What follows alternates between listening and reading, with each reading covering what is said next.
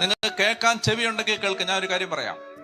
ഒരൊറ്റ കുടുംബം പോലും പട്ടുപോകാനോ നശിച്ചു പോകാനോ ദാരിദ്ര്യത്തിൽ കിടക്കാനോ നരകിച്ച് കിടക്കാനോ സങ്കടപ്പെട്ട് കിടക്കാനോ സ്വർഗത്തിലെ ദൈവം ആഗ്രഹിക്കുന്നില്ല.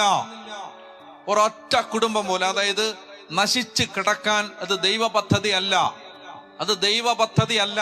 നശിച്ചു കിടക്കുന്നത്, നരകിച്ച് കിടക്കുന്നത് ദൈവ പദ്ധതി അല്ല.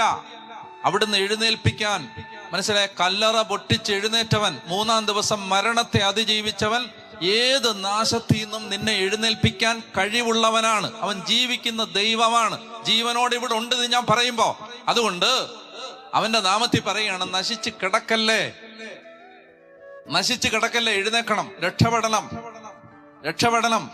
അതിനൊറ്റ വഴിയേ ഉള്ളൂ. അതിന് അവന്റെ നാമത്തെ ഏറ്റുപറയണം, അവനെ ആരാധിക്കണം. വേറെ ഒരു മനുഷ്യനെയും നമ്പി നിങ്ങൾ ജീവിക്കരുത്. വേറെ ആരെയും നിങ്ങൾ പ്രതീക്ഷ വെച്ച് ജീവിക്കരുത്.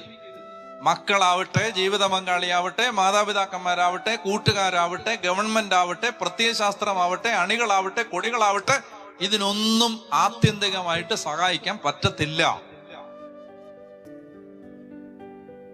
ദൈവത്തിന് മാത്രമേ സഹായിക്കാൻ പറ്റൂ. അതുകൊണ്ട് ദൈവത്തെ നോക്ക്, ദൈവത്തെ നോക്ക്, അവന്റെ മുഖം നോക്ക്. അബ്രഹാമിനോട് ദൈവം പറയുന്നുണ്ട്, എന്റെ മുമ്പിൽ വ്യാപരിക്കുക.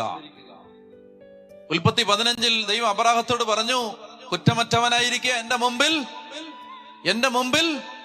വ്യാപരിക്കുക. എന്റെ മുമ്പിൽ വ്യാപരിക്കുക. എന്റെ മുമ്പിൽ നിൽക്ക്. നീ വേറെ ആരുടെ മുമ്പിൽ നിൽക്കണ്ട, എന്റെ മുമ്പിൽ നിൽക്ക്.